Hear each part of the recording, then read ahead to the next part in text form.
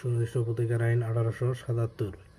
সাধারণ নিষেধাজ্ঞা সম্বন্ধীয় ব্যাপারে ধারা 52-53। ধারা 52 প্রতিরোধমূলক নিরোধকমূলক প্রতিকার মঞ্জুর করা হয় আদালতের স্বেচ্ছাধীন ক্ষমতা বলে। আদালত নিম্নোক্ত দুইভাবে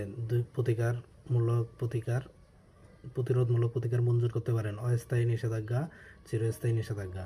সুনির্দিষ্ট প্রতিকার আইনের নিষেধাজ্ঞা কয় প্রকার? 3 প্রকার। সুনির্দিষ্ট প্রতিকার আইনের 52 ধারার নিষেধাজ্ঞা কয় প্রকার? 2 প্রকার। সুনির্দিষ্ট প্রতিকার আইনের কয়ভাবে নিরোধক বা প্রতিরোধমূলক প্রতিকার দেওয়া হয়? 2 ভাবে। ধারা 53 অস্থায়ী নিষেধাজ্ঞা। অস্থায়ী নিষেধাজ্ঞা হচ্ছে এমন একটি নিষেধাজ্ঞা যা একটি নির্দিষ্ট সময় পর্যন্ত বা আদালতের পরবর্তী নির্দেশ না দেওয়া পর্যন্ত কার্যকর থাকে।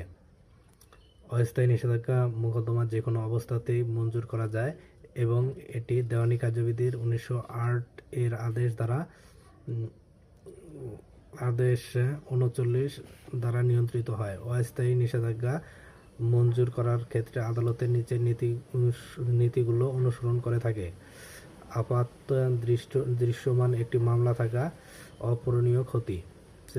চিরস্থায়ী নিষেধাজ্ঞা প্রদান করা হয় শুধুমাত্র শুনানির পর মোকদ্দমার গুণাগুণের উপর ভিত্তি করে এবং ডিগ্রি মাধ্যমে।